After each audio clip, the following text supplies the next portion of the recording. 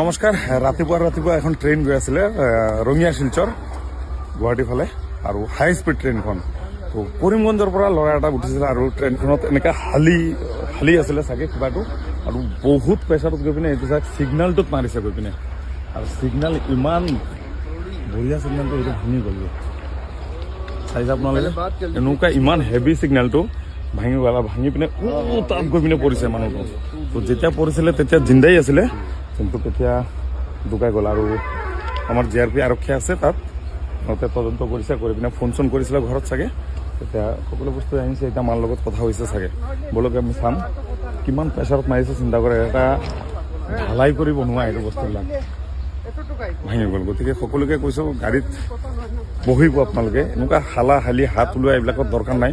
বেকাৰ এটা জীৱন এতিয়া হেৰাই গ'ল। আৰু চামচোন उसका आदमी को फोन किया है, वो उस ट्रेन में जा रहा है, बोला था उसको आने के लिए बोला है। তাৰ ভাই মা সকলো আহিছে এতিয়া।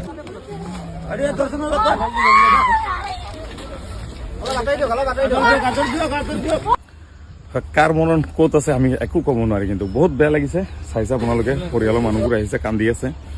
এতিয়া ডেড বডিটো পষ্টমৰ্টমৰ কাৰণে লৈ যাব। নাম ৰূপন হাজৰিকা, আমাৰ এই হোজাইলৈ আহিছিলে, বদৰপুৰৰ পৰা হোজাইত গৈ আছিল, কিবা অধিৱেশন আছে, নাম গায় সিহঁতে। আৰু ৰাতিপুৱা টোপনিৰ পৰা উঠি ব্ৰাছ কৰিবলৈ ওলাইছিলে, আৰু চাগে এনেকৈ কিবা হালি পিনে চাইছে নেকি কোন ষ্টেচন, আৰু চাই পিনে এইটো ইয়াত লাগি পিনে বাৰু কি ক'ম, বহুত দুখ লাগিছে কিন্তু অলপ।